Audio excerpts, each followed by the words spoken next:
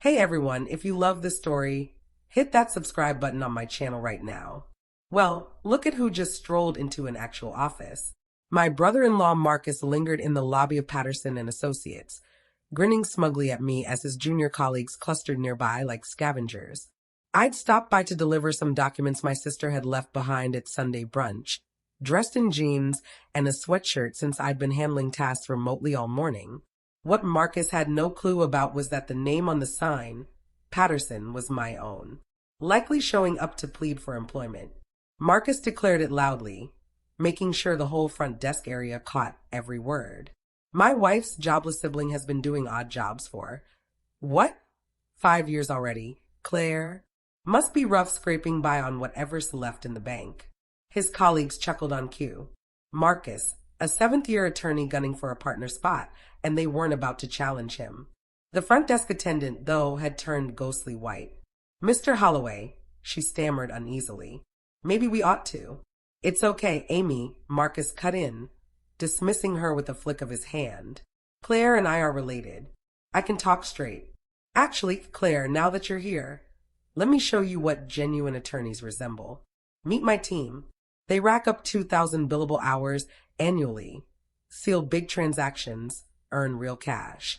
You know, the total reverse of whatever you tap away at on your computer in cafes." I remained there clutching my sister's file, staying silent. Amy, the front desk attendant, was rapidly keying something into her screen, her hands blurring over the keys. "So, what sort of odd jobs do you handle anyway?" Marcus pressed on, getting into the rhythm with his crowd. "Let me take a stab. Handling social media, acting as a remote helper, perhaps peddling handmade items online." His colleague sniggered. "Legal advisory services," I replied softly. "Legal advisory services," Marcus echoed, his tone thick with scorn. "Sure. Backed by what qualifications? You attended some public college for your bachelor's. Never even completed law school." "I did complete it," I clarified. "Yale Law, class of 2016. That halted him briefly. "Yale, that's not what Jennifer mentioned." "Jennifer doesn't have the full picture on me," I stated. My sister and I had drifted apart over time, particularly since she wed Marcus 3 years back. She was aware I'd attended law school, but figured I'd quit when I stopped bringing it up. Marcus bounced back fast. "All right, Yale Law. Noteworthy. Then why aren't you at a proper practice? Why the odd jobs routine? Couldn't hack it in top-tier law, right?" "That's the issue with folks like you," Marcus stated, facing his colleagues. "Fancy education, tons of promise, but zero commitment. No drive. I wager you couldn't manage the long days, the stress, the true rigors of elite legal practice." "Mr. Holloway?" Amy's tone grew insistent. "I truly must. Amy, I'm guiding my sister-in-law. Kindly screen my calls." Marcus swung back toward me. "Tell you what, I'm in a giving mood. I'll chat with the recruitment team. Perhaps we can slot you into file review. Temporary gig. Not flashy, but at least you'd be adding value to the world instead of faking productivity at coffee chains." "That's generous," I responded calmly. "I mean it. Patterson and Associates always seeks temp lawyers. Compensation solid. Say $50 hourly. Likely beats what you're pulling in. Interested? Shall I recommend you?" The elevator chimed right then. I observed Marcus's expression, anticipating the instant when it all flipped. He couldn't possibly foresee what was coming. Why would he?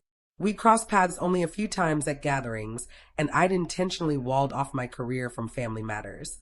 "Mr. Holloway." Amy was on her feet, her words nearly frantic. "The lead partner is Marcus, my dear." A deep voice boomed through the lobby. Gerald Thompson, the practice's top executive and my guide for the last 8 years, emerged from the elevator with arms outstretched. "Heard there's a VIP here." "Where's Ah? Found her." Gerald traversed the lobby in 4 quick steps and drew me into a firm embrace. "Claire Patterson, the elusive mastermind in person. What pulls you into headquarters? We hardly spot you these days. Too occupied transforming corporate law from your remote setup." I returned the hug, eyeing Marcus's reaction over Gerald's shoulder. "Just delivering some files for Jennifer. No intention of interrupting." "Interrupt? You established this place. Swing by any time. Gerald let go and pivoted to Marcus, beaming widely. You're Marcus Holloway, right? Jennifer spows. Has anybody shown you to Claire? Marcus's lips parted and shut like a guppy's. I mean Claire Patterson, Gerald proclaimed to the grouped colleagues, many gaping puzzled.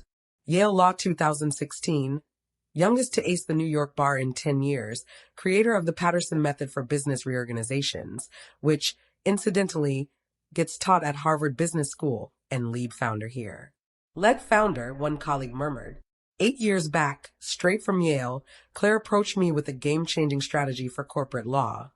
Gerald went on, unaware of Marcus's mounting dread. She'd spotted flaws in how practices managed mid-sized business clients, overlooked by elite outfits, too intricate for small local shops. She suggested a blended approach, top-level skills at small firm rates. I shopped it to various places. I added softly, still eyeing Marcus. Gerald alone paid attention. I put up my home as collateral to launch it. Gerald chuckled. Smartest move of my life. Claire designed it all. The operations, billing structures, focus areas. She brought in half our present partners. We expanded from 3 attorneys in a borrowed space to 65 lawyers in 4 locations. Patterson and Associates honors her, Marcus. From day one, Marcus had drained of all color. But Jennifer claimed you did odd jobs. Said you operated remotely. That you lacked a proper position. I do operate remotely, I verified. I manage our trickiest clients from afar, those demanding total privacy. Just last year, I oversaw 14 business buyouts totaling $3.2 billion. I simply avoid the office when possible. Billion, Marcus muttered. Claire's personal net worth sits around $40 million, Gerald noted brightly. Her firm earnings share plus advisory income. She's the top-paid lawyer in the state under 40. Jennifer skipped that detail. Jennifer remains unaware, I replied. I avoid work talk with relatives. Simplifies things. Amy regained her composure. Miss Patterson. I attempted to alert Mr. Holloway. But it's all right, Amy, I assured her with a smile. No damage. Marcus was kindly suggesting file review roles. Very thoughtful. Gerald's brows arched high. File review. Claire, you haven't touched files since your second-year internship. You transformed our corporate law tactics, cited by the Supreme Court on 2 occasions. Why on earth would you?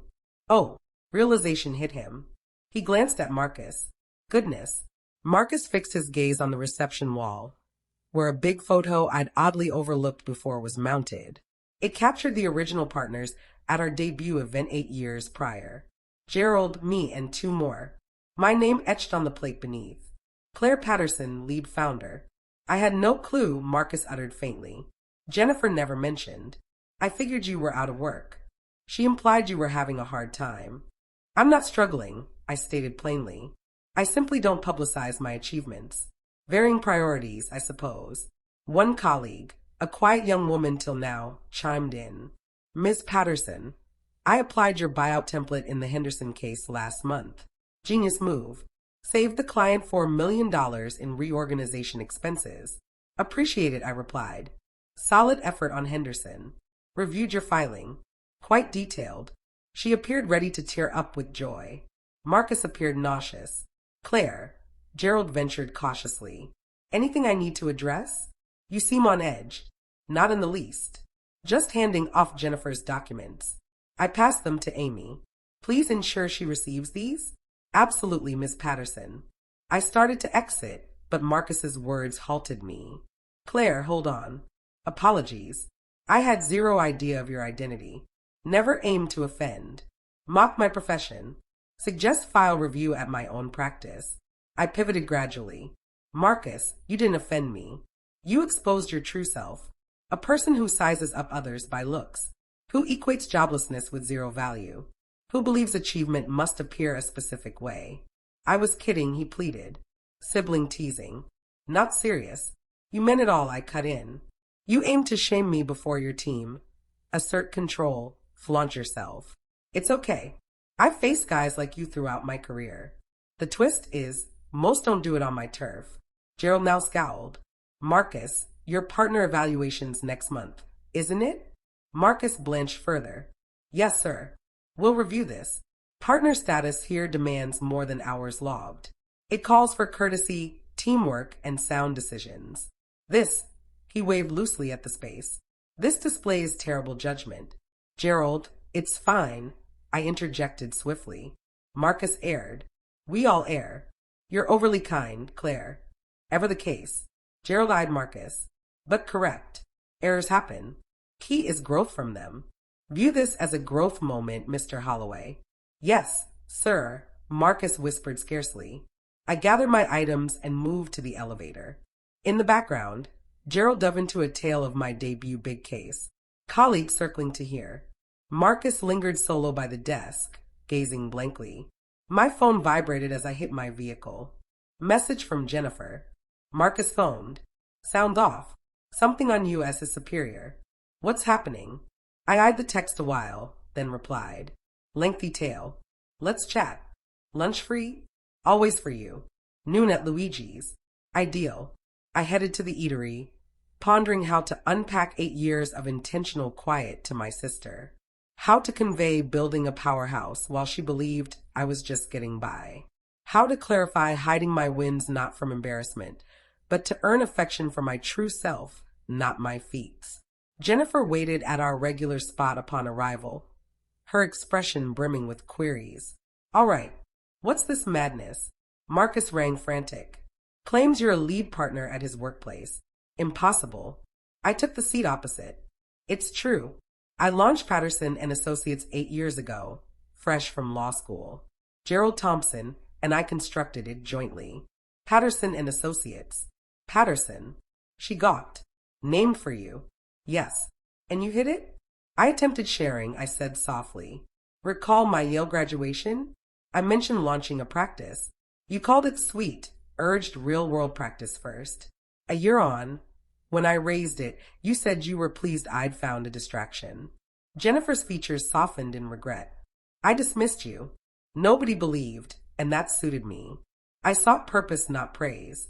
Marcus claims you're worth roughly $40 million, plus or minus millions by quarter. And I pictured you in trouble. I've wired you food funds. Her tone cracked. Oh God, you've taken my food cash. You meant well, I noted. I valued the intent. It all funnels to causes anyway. Causes? She chuckled through misty eyes. As I send $200 for basics, you're steering billion-dollar buyouts. Varied forms of riches, I explained. You've espoused lovely residents, fulfilling days. That's wealth too. A spouse who just shamed you at your own practice. She dabbed her eyes fiercely. Marcus recounted his words. Every bit. Mortified. Claire. Skip it. He was clueless. No justification. He pegged you jobless and treated you poorly for it. What reveals about him? About our life? I lacked a reply. Why conceal it? Jennifer pressed at last. Why the secrecy? I craved a bond free of cash or rank. A sister reaching out from longing, not awe at my wins. Clear? Clear, she murmured. But Claire, I'd have beamed with pride. I do beam. You deserve my cheers for your triumphs. Perhaps. I waved the server, but then no more casual lunches. You'd hesitate wiring food cash. You'd handle me altered, like Marcus, precisely opposite. We chose wine and pasta and talk ease gradually. Jennifer quizzed on the practice, my duties, the world I'd run alongside hers. I shared late evenings crafting buyout contracts. Tough clients and sharp team members, the thrill of crafting from scratch. What's next? She wondered over dessert. For Marcus. His call, I replied. Gerald's equitable. If Marcus absorbs this, improves, sharpens as attorney and individual, partner track awaits. If not, no. Straightforward. And us, our tie. I extended across the table, clasping her hand. Unchanged. You're my sister. I'm the gal taking your food cash, typing from cafes, who also leads a key law practice. You normalize it so well. It's my everyday. Anyway, my phone pinged. Gerald's text. Marcus sent official regrets. Detailed. Lad shows promise. Plus, teams dubbing you phantom partner. Legend status. I displayed it to Jennifer. She giggled anyway. Phantom partner. Spot on. I see myself as optionally present. Claire. Jennifer grew earnest. Thanks for sparing Marcus's path. You could have wrecked it. Justly. He's your spouse, I noted plainly. And perhaps he'll gain insight. Perhaps better himself. Perhaps, she conceded. Or I would a guy valuing folks by finances and roles. Yours to sort, I urged mildly.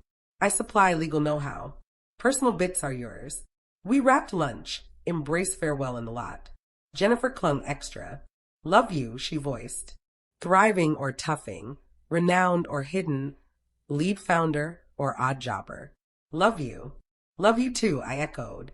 Now head home, tackle deep talk with hubby on courtesy, presumptions, family treatment. On it, she vowed sternly. I returned to my remote workspace, a repurposed outbuilding behind my true residence, the one Jennifer never saw, as I always picked meetups, and settled at my station. 3 fresh buyout pitches in email. Potential clients sought advice. Gerald passed a piece on reorganizations naming my input 4 times. Phantom partner, the team named me. Elusive mastermind, lead founder, unseen. I viewed myself as plain Claire, who'd quietly erected a realm, reshaped corporate law remotely, showed triumph needs no show, no nods, no external okay. Marcus had labeled me a handout case, scoffed my odd jobs, cafe typing, seeming aimlessness.